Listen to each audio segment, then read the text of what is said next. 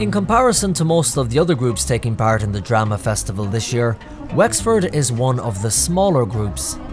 Paul Walsh is the man in charge, and he's hoping to bring a little bit of Hollywood to Athlone this year with their play Other Desert Cities. So the play is about a showbiz family, the Wyatts in Palm Springs. Father was a very famous movie star. Their daughter Brooke comes home with a novel, or they think it's a novel, which actually turns out to be a memoir of the family, and deep secrets come out that threaten to shatter the family apart. Paul has been involved in local drama for many years, but this time he's giving up a place on the stage to take on the role of director. And with the final looming, he wants every scene to be perfect. And then let that fall right down into the tension about the scripts. This play, because it's 2 long scenes in the first act, we really need to look at levels here. The group rehearse endlessly in the local secondary school. The best Christmas present you could give me is we go downtown, have funny drinks. Phil Lyons is a retired social worker, and he plays the dad in this Hollywood family. I think one of the things about the family is it's an American play, it's an American family, and it's really important that the audience get the feel that this is a real family and they're not cardboard pictures, even though they've been involved in the movie scene in Hollywood for many years. They're real people, and as I've said in my experience in life, no matter whether you have money or no money, you're still human beings at the end of the day. This play deals with real people, even though it's set in California and Palm Springs and the whole movie set industry. Isn't it revenge enough that everybody worries about you all the time? I hate that people worry about me. No, you don't. Come on. You love it.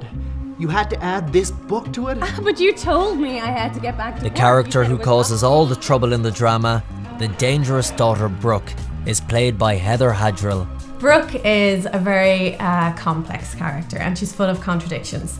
She comes home wanting to tell her family she's publishing a memoir about the family, and she's a bit naive as well, because she doesn't really expect the reaction from her family that she does get. And as well, she's had a breakdown, so you meet her in the play where she's kind of recovering, and she's gone to therapy for years, she's got her life back on track. So it's an interesting character to play. But you told me I had to get back to work. You said it was up to me, that nobody was waiting for the next Brooke Wyatt novel, and I had to change that. I had to force myself onto the world. I said that to get you moving again, to get you writing, but not this. It's because I've always done it, and I feel it's in my blood, and I wouldn't see myself doing anything else. Like, I do swim and Tai Chi and other stuff like that, but this is my love and my passion, so I'll always do it. Brooke's mother is played by her good friend Adrian, who says the more drama she does, the less nervous she gets.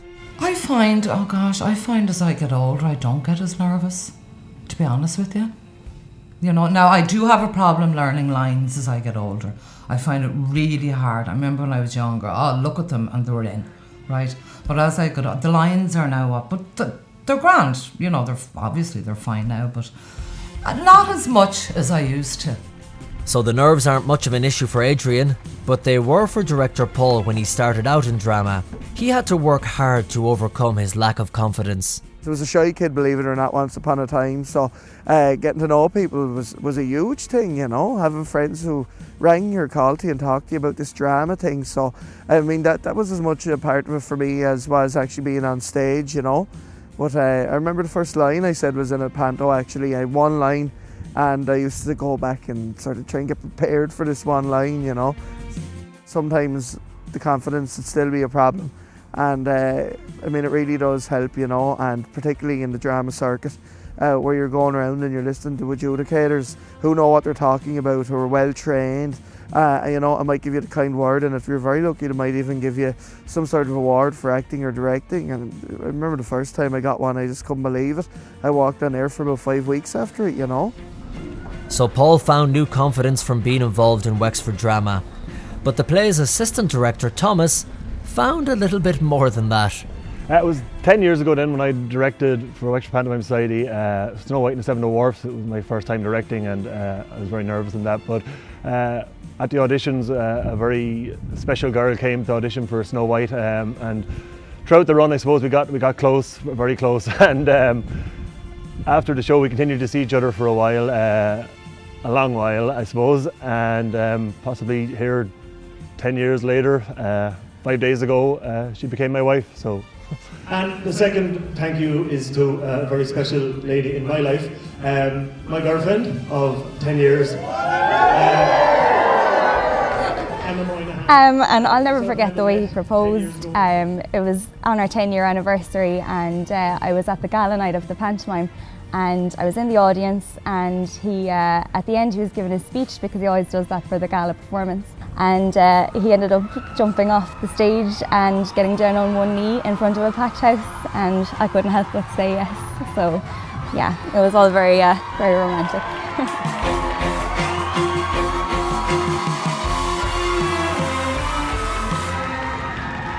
No time for a honeymoon just yet though, as they have a play to perform. After a long day of going over lines and scenes, the group wrap up another day of rehearsing. Because I think in this country particularly, I think we're very bad at praising people, and it's really good when you do something, you perform something, and people come up and say they liked it, or you did very well, really enjoyed it, you made me laugh, you made me cry. So yeah, you get response, you get feedback, and that's the buzz that we all need that in life. You know, it encourages your self-esteem and to move forward and do other things. And there's a great camaraderie in putting on a play. It's a bit like, again, like sport, a football team. It's not about one or two people, it's about everybody pulling together, cast and crew, and that's the real good strength of putting on a performance, people coming together to produce something positive. How do I think we'll do in Athlone? I think it's very hard to say. I think we're working hard to build up to our best performance, and I think by Athlone our show will be as perfect as it ever will be. So I'd be hoping to do well. At the start of what we were talking about, I said Wexford has a huge theatrical tradition, and our friends up the road in Enniscorthy, who are sadly gone now, had it 3 times. So I think Wexford should have it across the bridge once. So hopefully that'll be this year. Well, Paul will have to wait another few days to see if that dream of the trophy crossing the River Slaney becomes a reality.